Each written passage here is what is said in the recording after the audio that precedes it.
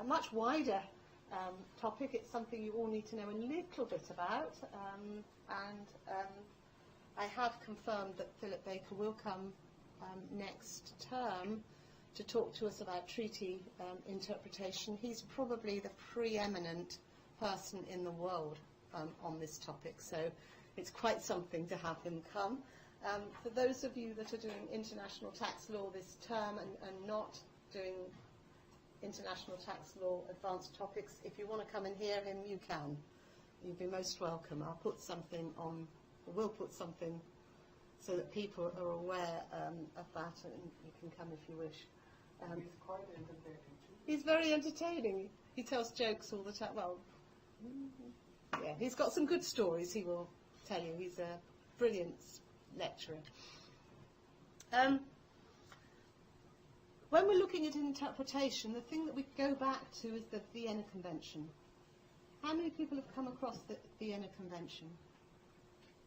Yeah, a few of you ought to be aware of this just generally as lawyers, because a lot of law is international law. The bit that is most important of this convention as far as tax concerned is the Articles 31, 32, 33. Okay, there's three provisions in the Vienna Convention that is very, very relevant to international tax. And what does it say? Well, a treaty should be interpreted in good faith. This is treaty language. This is normal treaty language. This is the normal sort of thing that you'd expect to find. In accordance with the ordinary meaning to be given to the terms in the treaties. So you've not got to try and come up with some complicated meaning. You just take the ordinary meaning. There aren't a lot of definitions in treaties. Not a lot of definitions at all.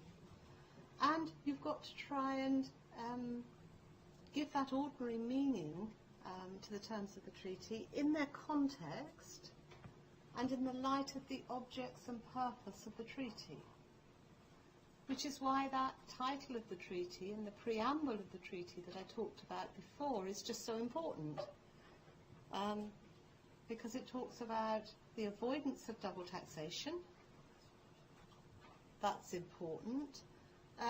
And in the light and the prevention of evasion, which is understood, but also now of avoidance. So we have to really think about what is avoidance in a lot more detail, I think. And it goes on to actually specify that the context shall comprise, in addition to the text that you're looking at, perhaps the particular provision that says the withholding tax on a payment of interest or royalties will be reduced under the terms of the treaty, including its preamble. So quite clearly it's bringing in the preamble and subsequent agreements and various other discussions between the parties concerned. And a special meaning shall be given to a particular term if it's established that the parties had so intended that. So there's some things where parties will maybe write an explanatory note or will discuss when they're negotiating a treaty what something actually means to both of them. There's lots of words where even in English, talking to an American, the words have different meanings. So it can be quite complicated, and in some cases when treaties are negotiated, a special meaning is given to a term in that regard. Supplemental means of interpretation. You can look at other things that are prepared at the same time as the treaty or in the course of preparing for the treaty. So you can look to an explanatory note that the two parties might produce or might exchange with each other, and interpret the treaty in the light of that as well. So you can look beyond the treaty itself. You can also, to some extent, look to the OECD model or to the UN model. So if the words you're trying to interpret are identical or nearly the same as what's in the OECD model or the UN model, you can look to that. And you can also look to the commentary, because if you've got wording in a treaty that's the same as in the OECD model, the commentary is trying to explain what that means. So you can look at all these things. And you're trying to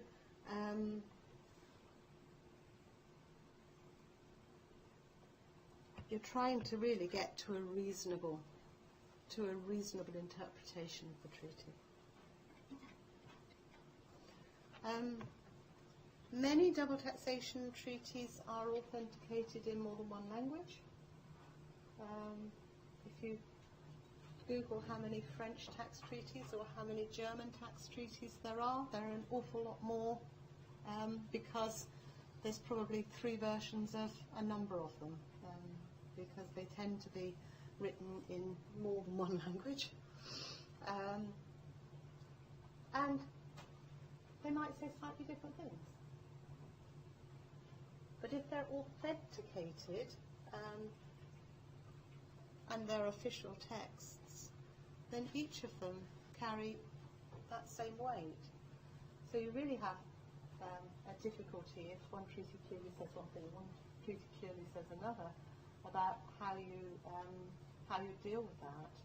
But I think the taxpayer then has the right to choose the one that gives him the better answer, and then really the tax authorities ought to go, or governments ought to go in and sort it out.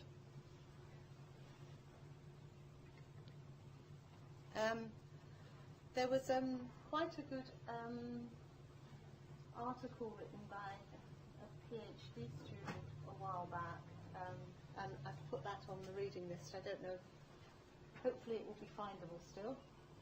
Otherwise I might see if I might have a hard copy of it. But that's a good one to read in terms of giving you an overview of this treaty interpretation topic, which, as I say, is a very important one.